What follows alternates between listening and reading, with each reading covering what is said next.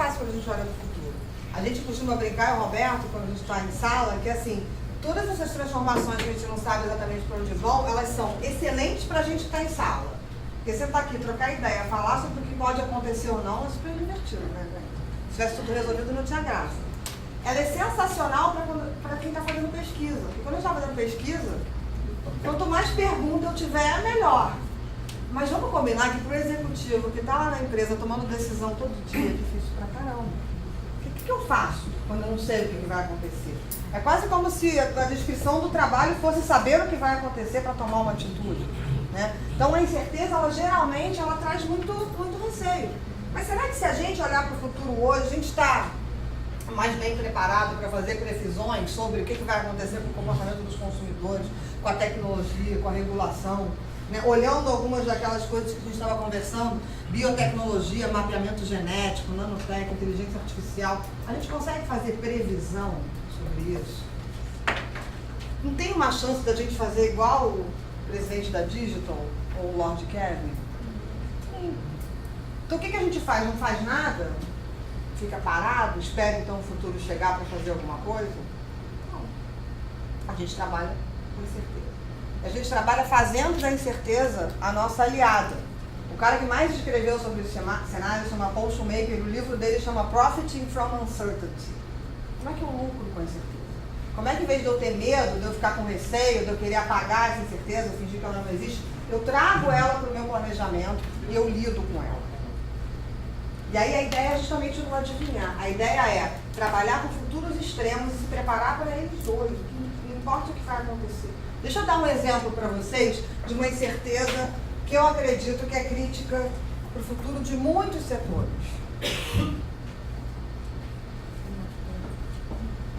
Quem concorda com essa frase?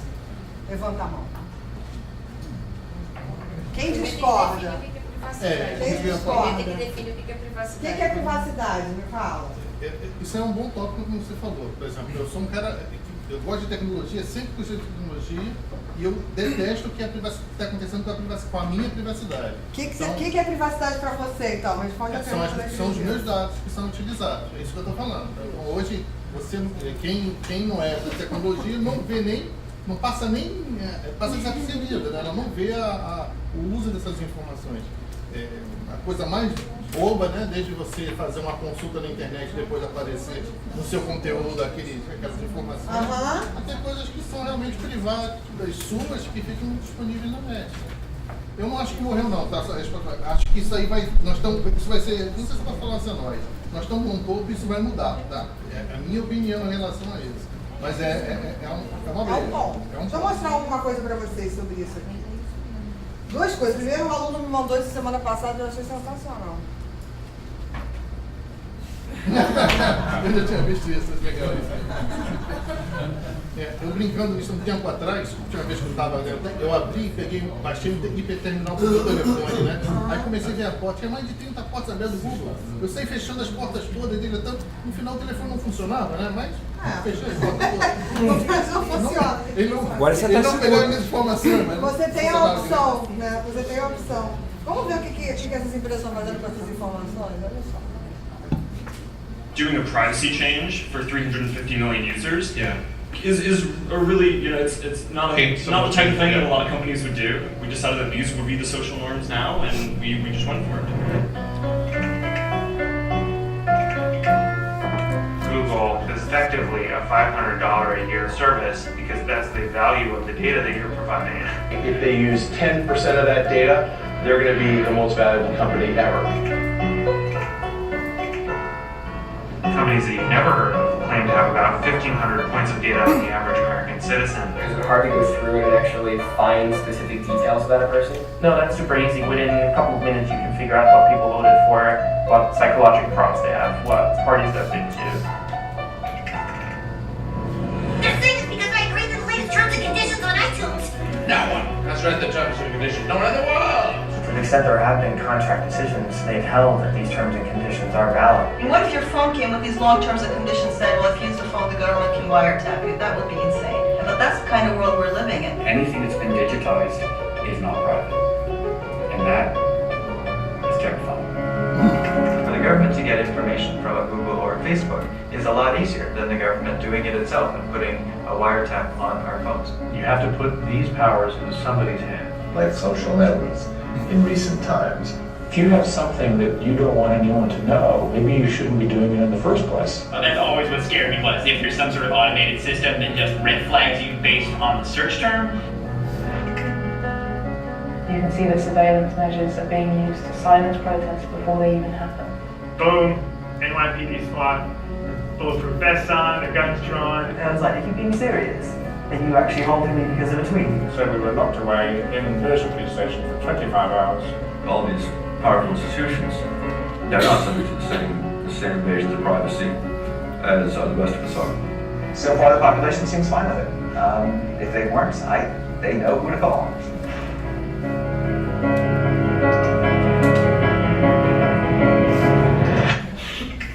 É ótimo o logo, né? Quem quiser ver, isso aí tá no Netflix.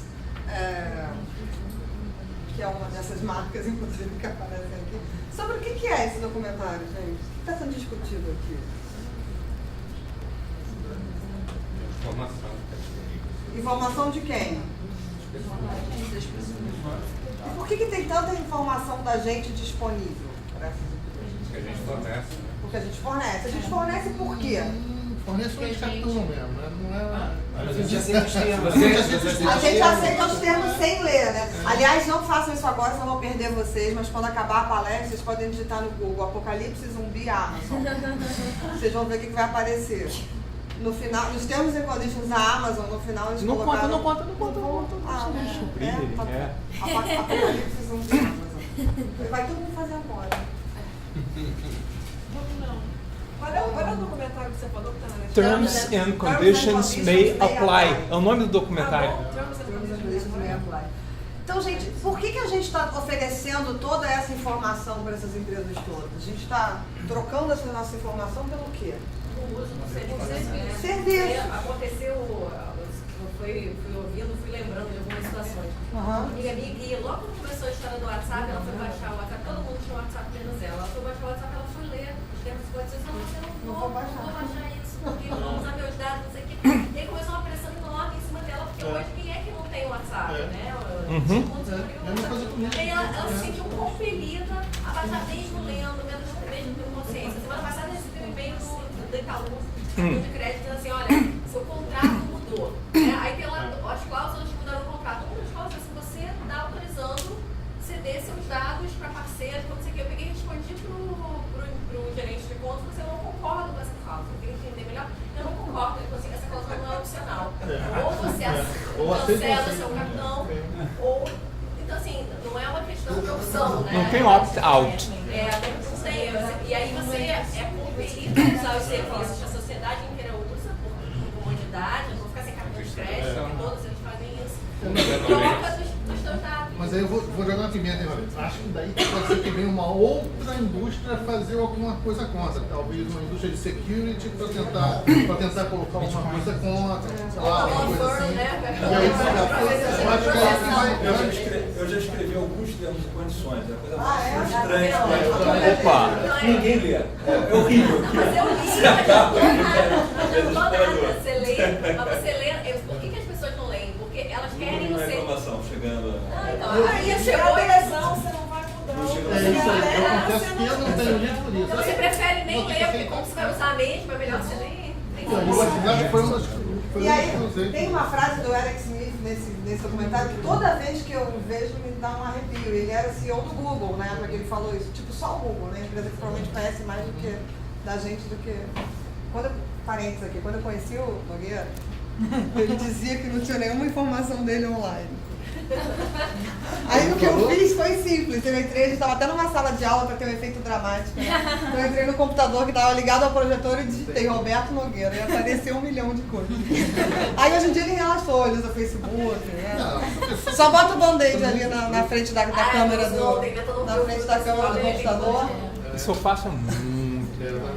Porque mas estão te filmando anyway, você sabe. Esses aparelhinhos, eu sei, eu estou olhando ali. Gente, esses aparelhinhos têm uma coisa muito interessante. Sabe o que esses aparelhinhos têm? Uma coisa interessante? Eles não desligam. Desde quando você desliga? Antigamente a gente tinha a história de tirar a bateria, né? Tenta tirar a Agora bateria. não tem mais. Isso aqui não desliga. O áudio está aberto, o vídeo está aberto. Não está aberto, Roberto. Pode Mais ou estar, menos, pode estar. potencialmente Você sabe a primeira vez que eu fiquei estudando isso? Alguém do lado negro da força virou para mim, Tino, pô, eu tenho que desligar meu telefone, tem que tirar a bateria. Aí eu fui estudar, ver que se podia abrir, eu não sabia. Muito tempo atrás isso é uma probabilidade. Aí eu falei, tira a bateria. Agora não, eu falava pra ele, você tem que tirar a bateria, porque manda tirar a bateria. Pode deixar o telefone, mas tira a bateria. Mas agora tem isso mais coisa. Tem um sujeito muito legal chamado Yuval Noah, que ele escreveu um livro chamado Sapiens, que é incrível. Ele escreveu um outro livro chamado Homo Deus. Ele propõe uma coisa muito interessante, que tem outros autores já falando sobre isso, que é o seguinte, a gente cresceu numa era romântica, né? Independente de vocês serem mais românticos ou menos, assim, a gente vive tempos românticos. O que são tempos românticos? A gente toma decisões baseadas no quê? No nosso coração, nosso instinto, né? Então, meu coração me diz para casar com esta pessoa, escolher esse trabalho, por aí vai. E o Novo fala que a gente está aos poucos migrando para uma era do dataísmo, que agora quem vai escolher que livro você lê, que música você escuta, com quem você casa, por que não? Quem você namora já escolhe, tem um aplicativo para isso, né? Vai ser um algoritmo, que vai fazer um match de você e milhões de pessoas que parecem com você e vai tomar as decisões da sua vida. Na briga com a minha mulher, eu já pensei, por que eu não fiz isso? Já me ocorreu. Todo mundo em algum momento já... Será que não tinha alguém que tinha um match melhor? Só que você antes não encontrava. Só fazer um programinha assim. Gente, os casamentos são baseados no romantismo há muito pouco tempo. Se você olhar historicamente, nem era assim, né? Mas isso é que a história. A verdade é que na época que eu podia fazer isso, talvez eu não tivesse as informações que eu tenho hoje. Isso. Se eu tivesse, talvez eu até podia fazer. O problema é esse. Autoconhecimento é uma questão você ter uma... Mas aí, olha que assustador. Leva isso para aquela tua curvinha lá dos... Quer ver um negócio? Quem lê aqui no Kindle? Quem lê aqui usando o Kindle, por exemplo? Quando você está lendo um livro no Kindle, o livro também está te lendo. Quando você marca um trecho do livro, ele sabe quanto tempo você parou numa determinada página. Ele sabe em que momento você abandonou o livro e nunca mais voltou. O Netflix faz a mesma coisa. Quando é que você começou a fazer binge viewing de uma série loucamente, não parou nem para comer, e quando é que você largou aquela série e não voltou nunca mais? Essa informação diz alguma coisa para esse sobre você? Sim. Muito. Talvez coisas que nem você saiba. Então, será que no futuro próximo as nossas decisões não poderiam ser tomadas por algoritmos que entenderam a gente antes da gente? E aí, em vez de você ir para terapia, você faz uma sessão com a Siri, por exemplo. O que você deveria fazer? A gente está tão distante desse futuro? Agora, olha que interessante, você falou um pouquinho do outro lado. Vocês viram o que a Apple fez recentemente em relação à privacidade? O Tim Cook fez um manifesto que ele colocou online. Tem uma frase muito interessante aqui, que é essa aqui. Alguns anos atrás, os usuários da internet perceberam que quando um serviço é gratuito, você não é o consumidor, você é o produto. Porque o modelo de negócio está vindo de alguma coisa. A gente pode questionar se a Apple usa os nossos dados ou não, se é uma jogada de marketing, ou se de fato eles protegem. Tem um episódio recente deles com o FBI, né? Que o FBI pediu para liberar, os dados deles não liberaram. Mas o ponto todo, o que é interessante dessa história? É que pode significar que de fato as pessoas estão começando a se preocupar com esse assunto. Eu acho. E se a gente de repente começa a não estar mais tão disposto a trocar a nossa vida, né? Nossos dados, por serviços gratuitos, isso impacta que setores, gente? Por outro lado, olha o que o pessoal anda fazendo. And what I will tell you is that we've made a lot of advances in wearables, but there's still some fundamental problems that we haven't solved. Like one of them is the mechanical mismatch between humans and electronics, right? So electronics are boxy and rigid, humans are curvy and soft. That's a mechanical mismatch problem. Well, a researcher at the University of Illinois, his name is Dr. Rogers, what he discovered is that he could use standard CMOS techniques to make islands of high-performance silicon connected by accordion-like structures that would allow it to stretch up to 200% and still be performing. And what he did is he founded a company and they started making electronic tattoos. So I'm wearing one here on my arm. Do we have a camera to get a... This is a developmental system made by MC10, and it has an antenna and some sensors embedded in it. And what we plan to do is work with them to advance a tattoo that could be used for authentication. Now, it may be true that 10 to 20-year-olds don't want to wear a watch on their wrist, but you can be sure that they'll be far more interested in wearing an electronic tattoo, if only to piss off their parents. Right? And that can have a design, right? 'Cause Sure. they would certainly want some kind of cool design. Options. And that's something that you wear, but you could also imagine including authentication in just your daily habits. So I take a vitamin every morning. What if I could take vitamin authentication? What? Vitamin authentication. Look, I have one right here. Well, here, I'll let you hold it. Would you like to hold it? I'll hold it. Okay. So this, You guys see it? this pill has a small chip inside of it with a switch. It also has what amounts to an inside-out potato battery. When you swallow it, the acids in your stomach serve as the electrolytes, and they power it up, and the switch goes on and off. And it creates an 18-bit ECG-like signal in your body, and essentially your entire body becomes your authentication token. Yes, this is true. Okay?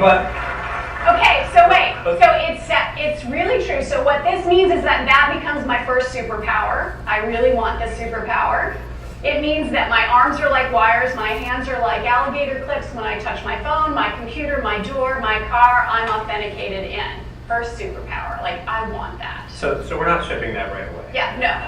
We're not shipping that right away. But it sounds like... This is FDA cleared? So here's the thing. This is not science fiction. This pill was actually made by a company called Proteus. And they've developed it for medical applications. That pill has been CE stamped and cleared by the FDA. You can take 30 of those per day for the rest of your life. And then what happens? Does your heart beat change? Does your... We can just tell that you've taken the pill. I mean, the medical application...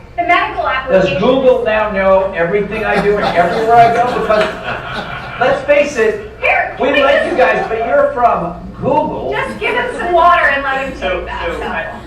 Thanks. Maybe Dennis. Dennis, let me ask you, does Larry make you take one of these? It's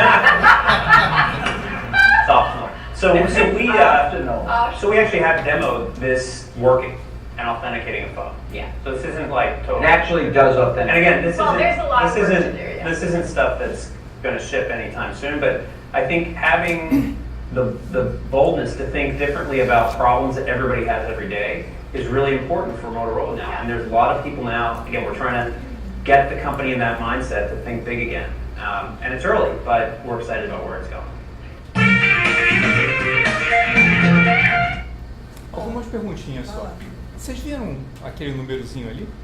O que significa aquele númerozinho?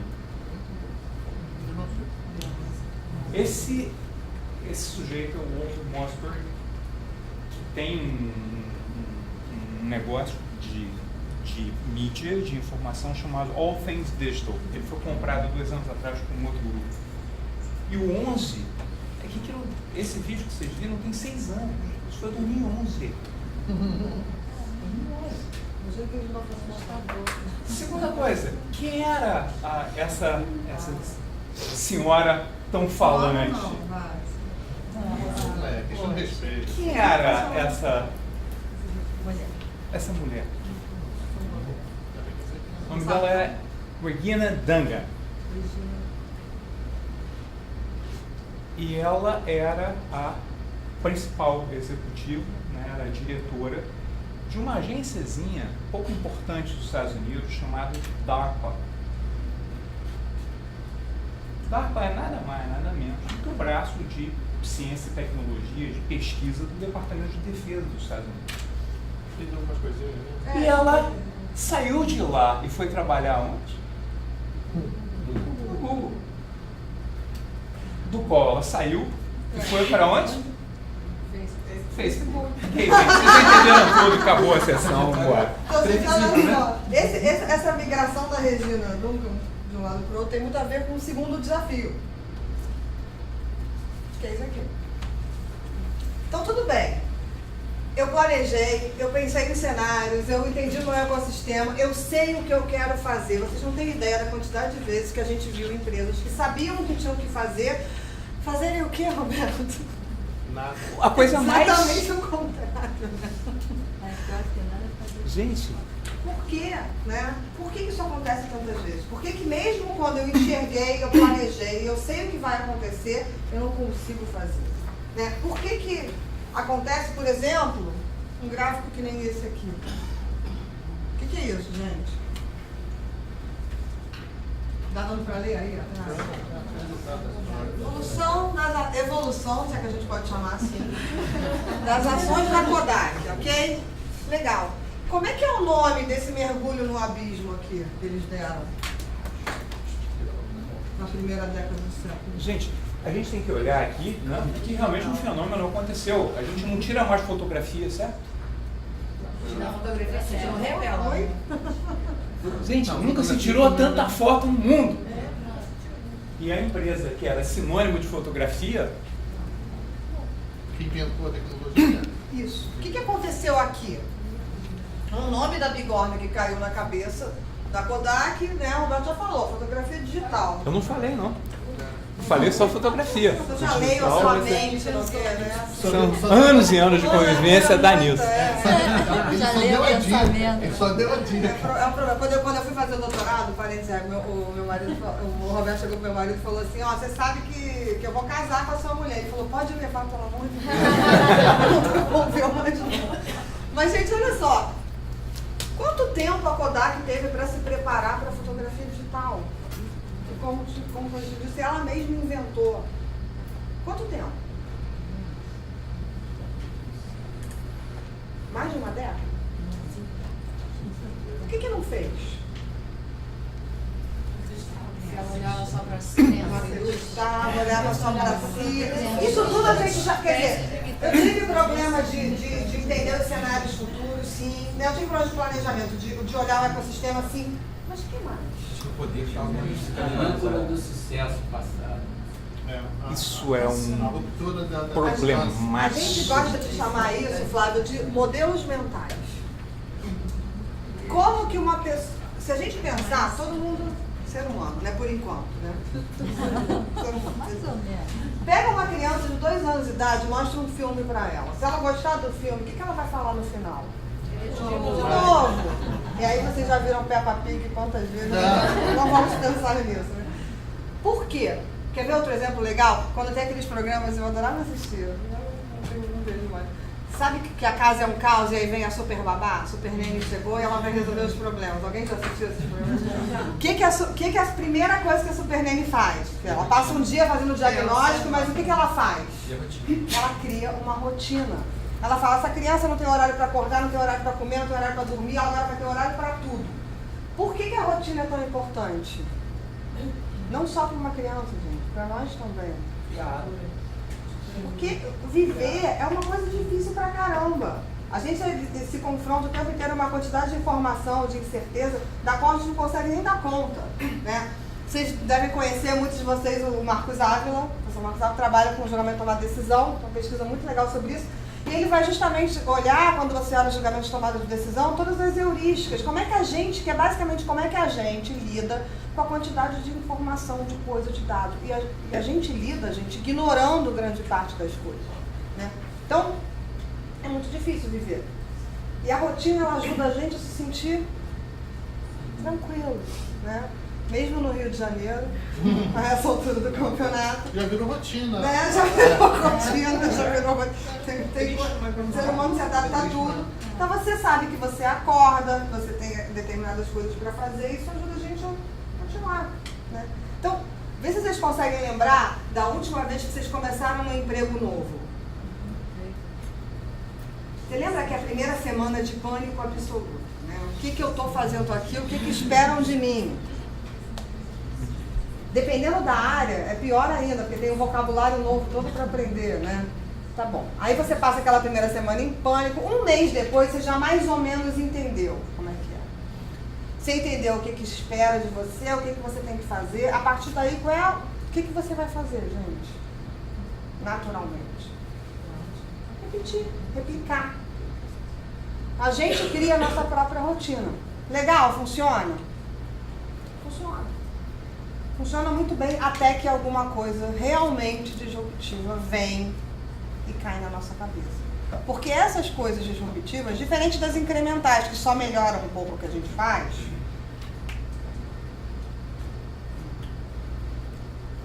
essas mudam muito a forma como a gente tem que trabalhar. E foi muito legal para aprender sobre isso, fazer essa pesquisa do livro. Porque se vocês pensarem no livro, alguém aqui é da indústria editorial? Não, mas mesmo sem ser, vamos lá, antes da gente pensar na digitalização, livro digital, internet, qual tinha sido a última grande inovação disruptiva nesse setor, livro? Gutenberg. Sério, depois de Gutenberg, aconteceu um monte de coisa incremental. Os livros começaram a ser impressos de uma forma mais rápida, mais eficiente, a cores e por aí vai. Mas mudou de fato o negócio? Não. Eu ouvi de um entrevistado isso, cara, desde Gutenberg que não acontece nada disruptivo nesse setor. Por que tinha que ser logo na minha vez? Por que comigo? Né? E aí teve uma outra história que eu ouvi de um entrevistado, que eu vou contar para vocês, que ajuda muita gente a entender essa questão de modelos mentais. É a história do camelo. Esse cara é o seguinte, essa pesquisa editorial foi muito legal. Primeiro porque eu sou apaixonada por livro, então eu tinha já um viés absoluto que eu tive que lutar com ele como pesquisadora para conseguir fazer. E aí você vai conversar com as pessoas, o mercado de trade especialmente, que é os romances, né, ele é um setor familiar, até pouco tempo atrás era um setor muito familiar. Então você não tem presidente de empresa, você tem dono. O negócio é dele, é da família dele, ele herdou do pai, que herdou do avô e por aí vai. Histórias de sucesso incríveis. Esse cara era um dos editores mais bem-sucedidos do Brasil, já um senhor, já. E eu fui conversar com ele sobre o e-book. Só que antes de conversar com o e-book, eu fiquei 2 horas conversando com ele sobre um milhão de outras coisas. E aí, quando eu finalmente perguntei pra ele o que ele achava do e-book, ele falou, eu preciso te contar uma história para dizer o que eu acho do e-book. E me contou essa história do camelo, que é a seguinte. Tinha lá na Arábia, muitos anos atrás, um califa muito rico, já muito velhinho. O melhor amigo dele era um camelo, ele era um sujeito muito isolado. E aí um dia ele chega para o vizir e fala, ó, o negócio é o seguinte, eu quero que o camelo fale comigo. Bom, né? Imagina, esse cara é seu chefe. Aí o vizir foi lá, passou um dia no camelo, conversou, pensou, voltou para o califa e falou, majestade, impossível, é um animal irracional. O que ele fez? Ficou revoltado, mandou decapitar o vizir. E aí você tem, aí ao longo da história, uma série de vizires decapitados, porque ninguém conseguia fazer o camelo falar. Até que chegou um muito esperto de um reino distante e falou, eu vou dar um jeito nisso. Mas eu preciso analisar com calma. Passou 1 ano analisando o camelo. 1 ano depois ele chega para o califa e fala, majestade, consegui. O camelo vai falar com o senhor. Só que é assim. Eu tenho que primeiro analisar o animal, entender esse animal profundamente. Eu tenho que criar esse vocabulário que vai ser adaptado ao senhor e ao animal. Eu tenho que ensinar a ele e depois ensinar ao senhor. Então isso vai levar 10 anos e vai custar 1 milhão de rupias. O califa ficou felicíssimo, chegou para os ministros, tá vendo? Vocês não queriam acreditar? Esse é o cara, ele vai fazer o camelo falar. E se ficou muito cansado, se recolheu aos seus aposentos. Quando ele saiu, os outros ministros viram para o vizinho e falam, tá maluco, cara? Você vai fazer camelo falar? Aí o vizinho para, respira e fala, meus amigos, em 10 anos, morri eu, morreu esse califa, morreu esse camelo. Aí ele terminou a história, olhou para mim e falou assim, Paula, o e-book é o meu camelo, tudo que eu quero é ganhar os 10 anos. Esse cara é um bobo? Não, mas eu acho que isso é outro assunto que a gente poderia discutir aqui eternamente. Todos esses. Mas esse outro lado é o lado da implementação, que é muito difícil, porque tem um outro lado pessoal, né? O lado história de... Exatamente. A gente está falando aqui justamente do lado pessoal. Fácil lidar com gente? Aqui, mesmo quando eu sei o que eu tenho que fazer, eu tenho uma dificuldade tremenda. Mas aí eu acho que eu estava um pouco aberto. Acho que a própria tecnologia vai beliscar um pouco disso aí também. Por quê? Vai? Vamos lá. Você vai aplicar algumas empresas vão fazer isso. aplica algumas das ferramentas que aplicam para fora, para dentro da empresa. Eu acho que isso aí é uma área de solução. Normalmente o problema não vem de fora, não vem de dentro, vem de fora. Gente, aí tem algumas questões, não só o lado pessoal, mas pensa numa coisa, se você verifica que tem um cenário que muda tudo, o que você faz? Não, beleza, você tem razão nisso. Mas deixa eu só prosseguir. Terminar. Né? Significa que você vai ter que aprender outras coisas, significa que você vai ter que mudar processos, significa que provavelmente você vai ter que fechar determinadas unidades. E mais, você vai precisar lidar com um pessoal muito complicado, que são os acionistas. Um processo de mudança significa, para o acionista de uma empresa tradicional, que é aquele acionista que só olha uma coisa chamada dividendo, se eu vou fazer um processo de mudança, o que vai acontecer com o bolso do acionista nos próximos anos? Eu vou pagar mais dividendo ou menos dividendo? Menos. Então eu estou associando na cabeça dele risco e uma redução de dividendos. Qual é o CEO que está lá colocado por acionista que vai fazer isso com o seu... Mas às vezes não é externo, às vezes é dentro mesmo, com xerox, essas coisas, vem de dentro. E mais uma outra coisa, é o que a gente chama, né? Tem um colega, pesquisador, consultor, que se tornou agora muito conhecido, chamado Salim Ismail. Escreveu um livro há pouco tempo atrás chamado, está aqui traduzido para o Brasil, por Organizações Exponenciais. Tá? E Salim, eu tive com Salim lá atrás no Singularity, né? E eu participo do grupo de pesquisa e discussão de consultoria. E uma das coisas que a gente vê é um aspecto que a gente chama de os anticorpos da empresa.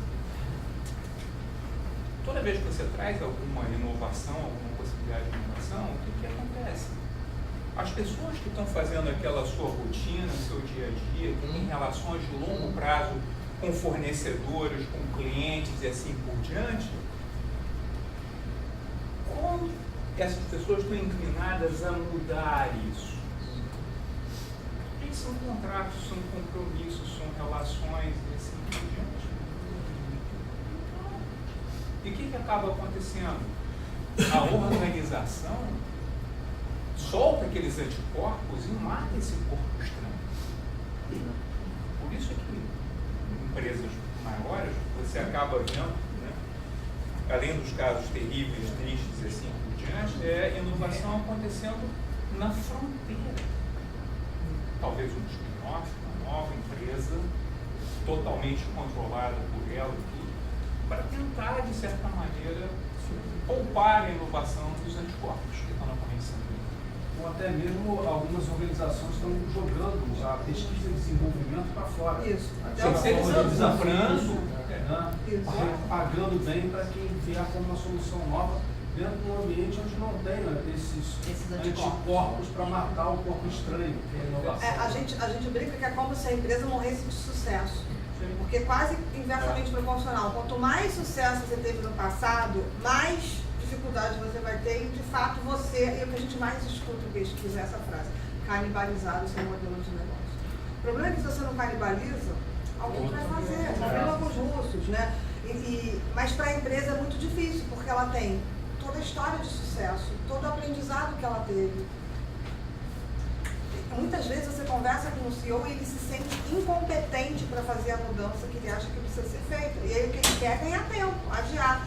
Deixa vir o meu sucessor e o meu sucessor lida com esse problema. E aí o que acontece tantas vezes é que quando de fato alguém resolve que tem que fazer aquilo, porque não tem mais jeito, é a frase do Roberto Antônio que eu uso cada vez mais, too little, too late. Não vai mais dar, já foi, o bonde passou. Oportunidade é aquele cavalo selado, cara, passou. Você não pulou na hora, meu amigo. Ou você foi atropelado ou você perdeu o bonde.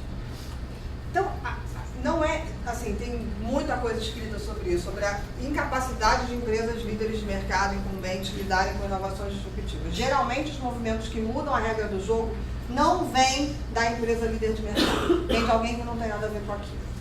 Já está mapeado. Aí o que a gente foi olhar, até para trazer um pouco de esperança, né, e não ficar todo mundo triste, tá bom, legal. O que tem, então, organizações, como é que as organizações que de fato já romperam o seu próprio modelo de negócio, o que essas empresas